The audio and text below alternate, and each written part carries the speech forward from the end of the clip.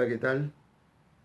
Bueno, a pedido del público vamos a hablar hoy de dos conceptos fundamentales a la hora de interpretar el arte precolombino, que son el símbolo y el signo.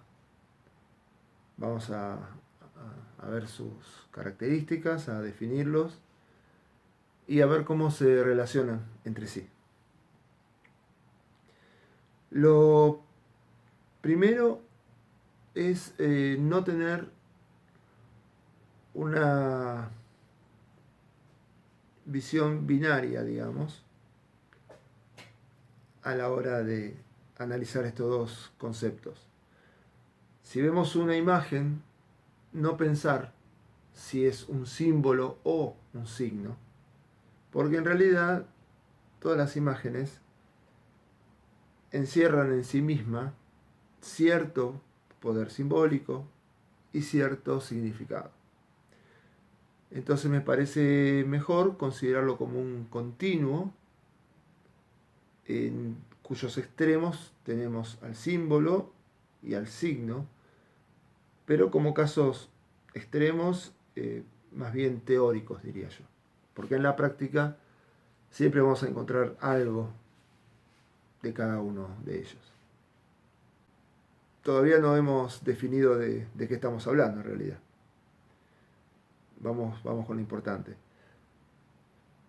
Cassirer define al hombre como un animal simbólico. Eso significa que somos aquel animal capaz de generar símbolos y por lo tanto conocimiento. Yo como animal, digamos, percibo una realidad compleja conformada por percepciones sensibles, caóticas, sin sentido. Y en medio de esa situación encuentro en distintas realidades algún elemento común a estas. A modo de síntesis encuentro y genero entonces un concepto o idea al cual le doy una entidad propia. Comienza a existir esa idea de manera abstracta, extraída de estas realidades distintas entre sí, y entonces esta realidad nueva que estoy generando, etérea, necesito atraparla, aprenderla, y para eso genero algún tipo de transformación plástica que refiera a esa idea, a ese concepto, y que en definitiva lo que estoy haciendo es nada más y nada menos que generar el símbolo. Y estoy dejando de ser animal y comienzo a ser humano. Ahora, cualquier tipo de deformación, ¿podemos decir que opera como símbolo? No. Tiene que cumplir una condición. Y es que dentro de su estructura, de su constitución, haya alguna característica compartida, común, con ese concepto o idea al cual estaría representando. Para que esto quede claro, vamos a un ejemplo concreto. Supongamos que me encuentro con una manzana, al rato con otra, después con una piedra, con otra, veo pasar un pájaro y luego otro. Bien, son todas realidades bien distintas. Sin embargo, encuentro un elemento común a estas realidades tan disímiles. Y ese elemento común es el concepto de clonación, duplicación. Es el concepto del número 2. Entonces, ese concepto abstracto, necesito atraparlo, aprenderlo, materializarlo. Entonces, genero algún tipo de deformación plástica que en su realización o en su estructura contenga esta idea, concepto de repetición. Y por ejemplo, con una herramienta, en una superficie, hago 2 puntos. Lo que hice entonces fue generar un símbolo. Para seguir avanzando en la idea. Supongamos que hoy me encuentro con una manzana, hago una marca, que también es válido. El día de mañana me encuentro con 2 manzanas y hago las correspondientes marcas. Si después me consulta otra persona o yo mismo me olvido, viendo esto no sé realmente si el primer día me encontré con una manzana y el segundo con 2, o el primer día con 2 manzanas y el segundo con una. Entonces, para vencer esta dificultad, lo que hago es, por ejemplo, las 2 marcas correspondientes a las 2 manzanas, realizarlas de forma horizontal. Entonces, acá estoy introduciendo el concepto signo. Porque en esta nueva disposición horizontal hay un sesgo de arbitrariedad.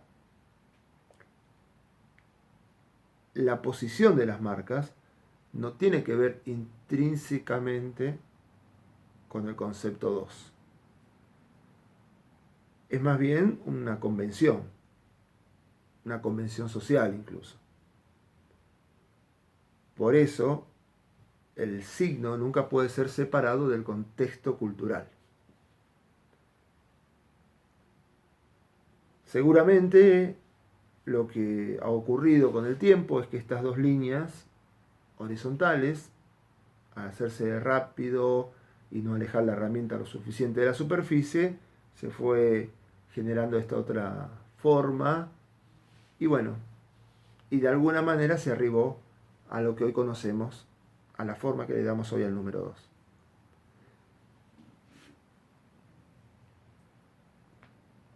Cuyo poder simbólico, transmitido por su estructura formal, no es el concepto 2 realmente. Hay muchas otras fuerzas que intervienen, distintas al hecho de la repetición. Este 2, evidentemente, es un signo, o por lo menos el concepto 2 al que se refiere lo hace a través de este aspecto del significado y no de lo simbólico, no lo que transmite su estructura formal. Como dijimos, a diferencia del signo, que siempre debe ser visto dentro de un determinado contexto cultural, el símbolo es atemporal y universal, porque depende directamente de la estructura formal, de la deformación plástica que hemos realizado. Por ejemplo, un círculo no deja de ser nunca un círculo. Las fuerzas que intervienen en su constitución son siempre las mismas, y no sería otra cosa. Y el círculo, como cualquier figura cerrada en realidad, pero bueno, como la más económica de todas las posibles figuras cerradas, no muestran inicio ni final. Y por lo tanto, desde lo simbólico refiere al concepto de eternidad, es decir, de todo aquello que no presenta inicio ni final.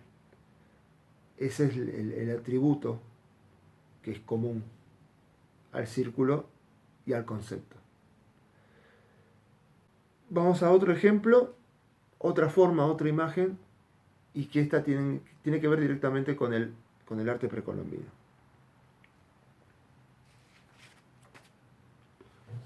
Si consideramos la carga simbólica de esta imagen, bueno, sabemos que emerge de su estructura, de las fuerzas que participan en su constitución. Podemos decir, entonces, que esta imagen es generada por un punto que se desplaza por la acción de alguna fuerza, y que existe un sector específico de este plano bidimensional en el que aparece de manera súbita otra fuerza, y con una intensidad tal que anula la acción del anterior por completo y le modifica la trayectoria a este punto. Y esta es la característica formal sobresaliente de la imagen, la fuerza concentrada en ese punto.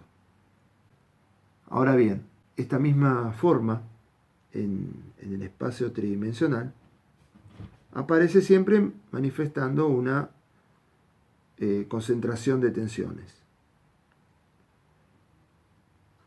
Y la encontramos, por ejemplo, en el diente del jaguar. Ahora, ¿esto qué significa? ¿Que esta imagen representa al diente del jaguar? Bueno, yo diría que no. En realidad lo que representa es el atributo, la idea, el espíritu de transformación, de ruptura, que son propios del diente del jaguar también, pero no al diente en sí, ni al jaguar, sino a ese atributo abstracto. Por otro lado, si retrocedemos y ampliamos la imagen, vemos que aparecen nuevos elementos que refieren a otros atributos que también son propios y comunes con el jaguar. Ahora bien, manteniéndonos dentro de la lógica de que lo que estamos viendo como representados son atributos, estamos viendo ahora que aparecen ciertas características que bien estarían compartidas con, por ejemplo, la serpiente. Entonces, la respuesta ante lo que estamos viendo sería que se trata de un animal fantástico. Pero bueno, obviamente entraríamos en un terreno de absoluta especulación. Por eso es que creo más coherente interpretar la imagen como construcción simbólica de conceptos, atributos, ideas y espíritus, si se quiere. Todo lo que nosotros podemos decir acerca del símbolo y lo simbólico, lo estamos haciendo siempre utilizando como herramienta el signo, las palabras. Llegado el caso, podríamos incluir números. Porque el mundo de los signos y de los significados es con lo que nosotros nos movemos habitualmente para crear y generar conocimiento. Pero con esto no tenemos que perder de vista que lo que vamos a lograr, en el mejor de los casos, es un acercamiento al símbolo, pero nunca una interpretación del símbolo que lo reemplace como tal, porque cualquier interpretación sería significativa y no es esa la manera en que el símbolo transmite conocimiento, sino que lo hace por percepción directa. Es decir, lo que hacemos con esto, sintetizando, es acercarnos al símbolo, acortar la distancia conceptual con el símbolo, para a través luego de la sensibilidad poder captar ese conocimiento que nos está brindando el símbolo de manera sensible. Bueno, en el próximo video entonces retomamos el camino y con lo prometido que sigue y que es Bauhaus. Gracias.